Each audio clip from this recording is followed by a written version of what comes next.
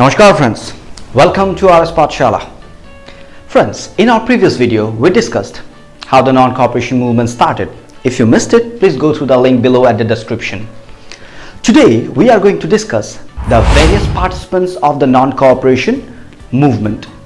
The movement, which started in January 1921, was participated by various social groups, and every group had its own aspirations. That means the meaning of non-cooperation movement was different for different social groups. How? Let's see. The movement started with the participation of the middle class people in the cities, as titles were surrendered which was awarded by the government. Jobs were resigned. Teachers and headmasters of the government schools resigned from their posts. Thousands of students left the government schools and colleges. Lawyers gave up their practices. Council elections were boycotted, except in Madras province, because in Madras province the Justice Party wanted to gain some power by contesting the election. Apart from that, foreign goods were boycotted, liquor shops were picketed, and most importantly, foreign clothes were boycotted and burned as bonfire. So basically, the movement started with a bang in the cities. Got it? And its direct impact could be seen on British economy.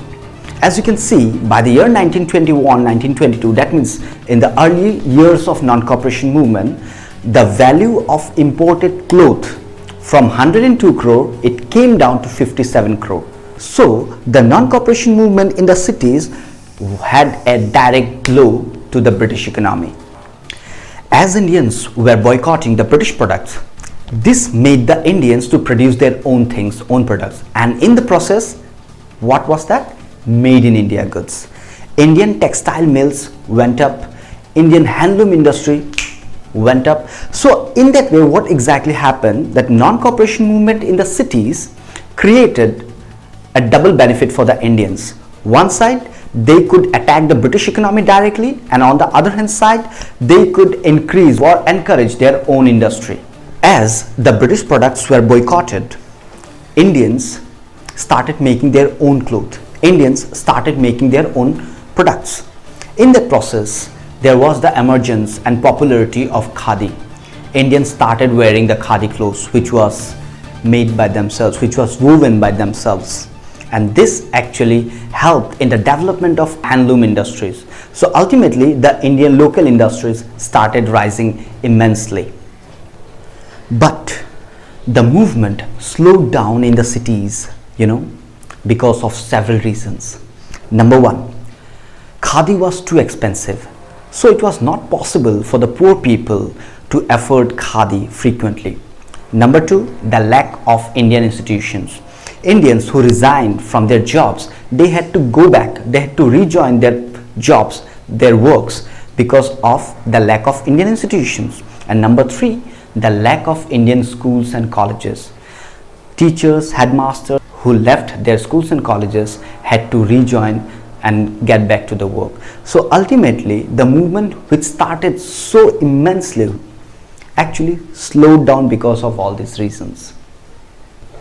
Friends, after the cities, the movement actually spread to the countryside. That means the non-cooperation movement spread in the rural areas of India also. Okay, during these days, peasants and the farmers were already having problem with the talukdars and the landlords. So their struggle, their problems was assimilated within the fold of the non-cooperation movement. So how they participated? Let's see. Baba Ramchandra, a sannyasi in Awadh, led a movement against the talukdars and the landlords, who actually exploited the peasants by demanding high rents and revenues. Peasants had to do beggar. Peasants had to work in the farms of the landlord without any payment.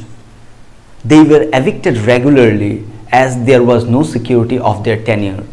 So ultimately, peasants were facing problems from all the sides. So this peasant movement demanded the reduction of revenue, abolition of beggar, and the social boycott of the oppressive landlords. In many places, Nai Dhobi Bandhs were organized by the panchayats to deprive the landlords from the services of washermen and barbers. Baba Ramchandra, along with Jawaharlal Nehru, founded the Audh Kisan Sabha to encourage the peasants all across the Awadh, even outside of Awadh. And within a very short period of time, more than 300 branches of this organization was set up. But the activities of this peasant movement was never supported by the Indian National Congress, because talukdars and landlords were attacked, they were killed, their wealth, their hoardings were plundered, their houses were burned. So ultimately, Indian National Congress were not in favor of this peasant movement at any cost. So slowly and gradually, the efforts of the peasants was also down. Just like the social groups in the countryside, in the cities, in the forest regions also, the tribal people led a movement. For example, Gudem Hills in Andhra Pradesh. The tribal people in this area led a movement in the early 1920s against the British government. This movement was against the British government because, just like other forest regions of India, in the Gudem Hills regions also, the British government have covered and reserved the forest regions. And this prevented the local and indigenous tribal people from entering to those forests, collecting the fuel, collecting the firewood, grazing their cattle. So people were enraged. Finding no option way out, people had to do the movement. Not only the livelihood of the tribal people were affected, but their traditional rights were also harmed. So at this juncture, it was a kind of mandatory for the tribal people to lead a revolt, to lead a movement. And so a movement was led by Alluri Sitaram Raju in the region of Gudem Hills. It is believed that Alluri Sitaram Raju claimed that he had some supernatural powers. He could even face the shots of bullet also. He could predict the exact astrological calculations also. So he was a kind of hero among the people in his own region. He was a follower of Gandhiji and he wanted to be the part of the non-cooperation movement. But at the same time, he believed and encouraged the common people that to get their rights back in the forest, to get their livelihood back, they had to be violent. And that's why a violent revolt was carried on under his leadership. But unfortunately, he was arrested and executed by the government. And with this, their effort, that means the effort of the tribal people in the forest regions, was also going down. Another social group which participated in the non-cooperation movement was the tea plantation workers in Assam. Friends, according to the Inland Emigration Act of 1859, the tea plantation workers were not allowed to leave the tea gardens without the permission of the government.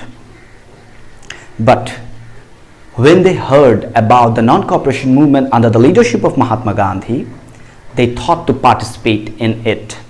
So for them, the meaning of non-cooperation movement was completely different.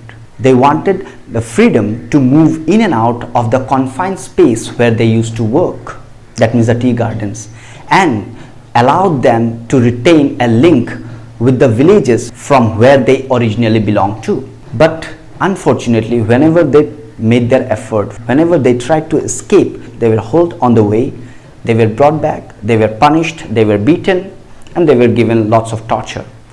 So in that way, their effort was also a failure.